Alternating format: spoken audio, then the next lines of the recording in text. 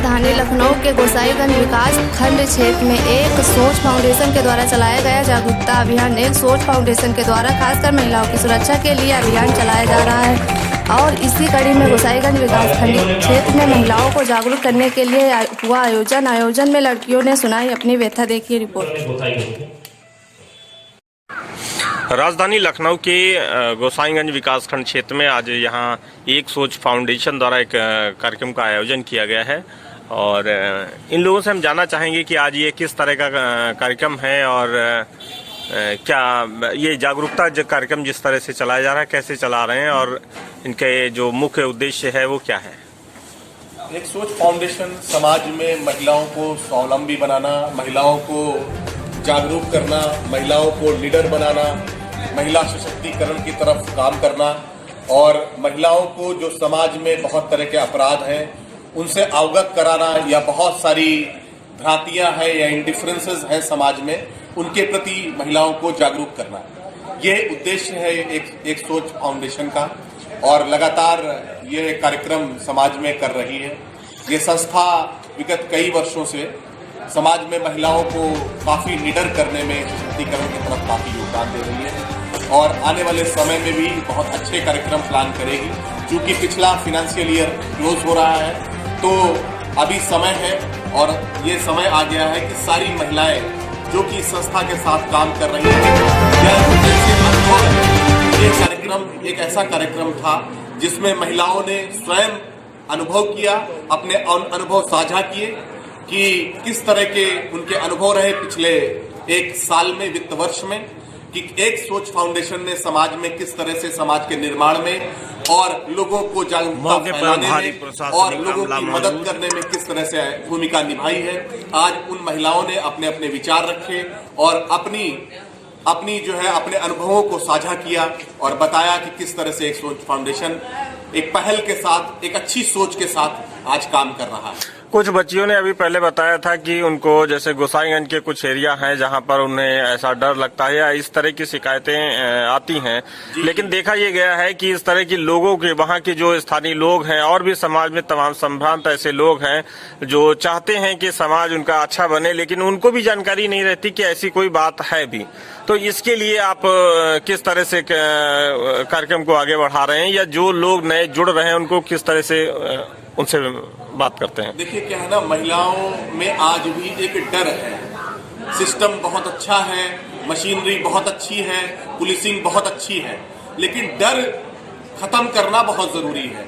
वहां पर एक रोल आता है एनजीओ का, वहां पर एक सोच फाउंडेशन की एक अहम भूमिका आती है कि वो डर कैसे निकाला जाए, महिलाएं बेबाकी के साथ अपनी बात को कैसे रख पाए कि आज मेरे साथ फलानी जगह पे फलाने लड़कों ने या जिस तरह के लड़कों ने फप्तियां कसी या गलत कमेंट किए, तो ये डर निकालना जरूरी है। और एक सोच फाउंडेशन जिस तरह से काम कर रहा है कि ये डर खत्म हो जाए, कंप्लेन करें महिलाएं निडर होकर, क्योंकि डर लगता है ना कि अगर हम कंप्लेन करेंगे कल को हमारा जीना मुश्किल हो जाएगा या दबंग लोग हैं, कुछ घटनाएं ना हो जाए, कुछ दुर्घटनाएं ना हो जाए, वो डर निकालना मन से बहुत जरूरी है। एक सोच फाउंडेशन जो है ये संस्था किन किन क्षेत्रों में काम कर रही है? देखिए, ये जागरूकता फैलाने में, महिलाओं को स्वावलंबी बनाने में, सशक्तिकरण की तरफ काफी काम कर रही है, प्लस बुजुर्गों पे काफी काम कर रही है। कोरोना टाइम में भी इन लोगों ने बहुत अच्छा, सबने मिलकर बहुत अच्छा काम किया कि एक सोच फाउंडेशन ने जाके स्कूलों में काफी अच्छा काम किया है, बच्चों को काफी सहायता दी है, महिलाओं को काफी सहायता दे रहे हैं। तो इस तरीके से अभी वाटर कूलर वगैरह भी लोगों ने लगवाए हैं लगातार। और हमारे ये अंसारी सर हमारे हिसाब से सर ज्यादा बेटर बता पाएंगे कि आखिर एक सोच फाउंडेशन किस तरह से समाज में योगदान दे रहा है। फाउंडेशन उत्तर प्रदेश के 26 जिलों में काम करती है और जहाँ पे युवाओं के साथ यह काम करती है कि शिक्षा, युवा विकास, जेंडर एवं महिला आधारित मुद्दे एवं समुदाय और यौन प्रजनन स्वास्थ्य एवं उसके अधिकार के मुद्दे पे काम करती है। यह युवाओं की एक यात्रा कार्यक्रम जो है वो एक यात्रा के माध्यम से चलाती है, जहाँ पे युवा खुद के बारे में पहचानते हैं, खुद की चुनौतियों से संघर्ष करना, कैसे उससे निकलना, खुद के स्वयं के निर्णय कैसे लेना, उस पर अपनी समझ विकसित करते हैं और फिर अपनी क्षमता के आधार पर अपने समाज में योगदान करते हैं। हम युवाओं की ऐसी क्षमता वर्धन करते हैं कि वो एक एजेंसी के रूप में काम कर सकते हैं कि जैसे अभी बच्चियों ने गोसाईगंज में सेफ्टी ऑडिट किया है कि गोसाईगंज में कौन कौन से प्लेस है जहाँ पे स्ट्रीट सेक्सुअल हैरेसमेंट की घटनाएं होती हैं। अमूमन ये होता है सिर्फ महिलाओं का मुद्दा नहीं है, ये पुरुषों का या हमारे समाज में सभी व्यक्तियों का मुद्दा है जहाँ पे कोई भी इस मुद्दे पे आवाज नहीं उठाना चाहता। और हम इस विचारधारा पे मानते हैं कि जिसका मुद्दा उसकी लड़ाई और जिसकी लड़ाई उसकी अगुवाई। तो अगर किसी को इस बात को लेके कि बुरा लगता है कि वो समाज में ये चीज़ गलत हो रही है तो उसको आवाज़ उठानी चाहिए और उसको पहल करनी चाहिए। तो हम युवाओं की क्षमता वर्धन करते हैं जिससे वो अपने मुद्दों को, अपनी समस्याओं को, सेलिब्रेशन इवेंट है जहाँ पे ये युवा साथी अपने अनुभवों को साझा कर रहे हैं, साथ ही साथ हितगामियों के साथ मिलके अपनी बात साझा कर रहे हैं। और साथ ही ऐसे ही युवा मार्गदर्शक हमारे साथ रचिता भी हैं जो इनके साथ इनके मुद्दों पे और इनकी क्षमता वर्धन करना, इनको मेंटोरिंग करना, इनका मार्गदर्शन प्रोवाइड करना, ये काम करते हैं। कितने समय से आप इस क्षेत्र में काम कर रहे हैं? जी मैं इस विषय पर? तो मैं 5 साल से इस विषय पे काम कर रही हूँ। जब से मैं ये एक सोच फाउंडेशन के साथ जुड़ी हूँ तभी से मैंने अलग अलग लखनऊ में ही अलग अलग कम्युनिटीज़ के साथ इस्लामी एरिया में, रूरल एरिया में काम किया है और निरंतर युवाओं की क्षमता वर्धन पे काम कर रहे हैं। जो मुद्दा मेरा बहुत अहम मुद्दा मुझे लगता है जो है वो है यौन प्रजनन स्वास्थ्य और सुरक्षा। तो इसके मुद्दे पर मैंने अवेयरनेस के लिए कैरिकुलम रन किए हैं, लोगों के साथ सत्र चलाते हैं ताकि लोगों को जानकारी हो सके और साथ में स्कूल और यूनिवर्सिटी लेवल पे भी इस कार्यक्रम को चलाया है ताकि उनमें भी जानकारी बढ़ सके। अभी जैसे बच्चियों ने कुछ बताया था कि गोसाईगंज के कुछ एरिया में उनको ऐसे डर लगता है, इस तरह की चीजें हैं। ऐसे यहाँ पर एक बात ये भी सामने आती है कि गोसाईगंज में भी यहाँ पर बहुत सारे ऐसे लोग हैं जिनको यही नहीं जानकारी है कि यहाँ पर ऐसा कुछ है। यदि उनको जानकारी हो तो शायद स्थानीय स्तर पर भी वो लोग इस पर ध्यान देंगे।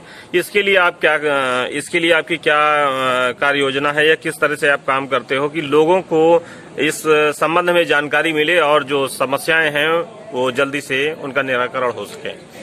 तो हमारा एक कार्यक्रम चलता है जागरूक करके, जिसको हम बोलते हैं जागरूक नागरिक।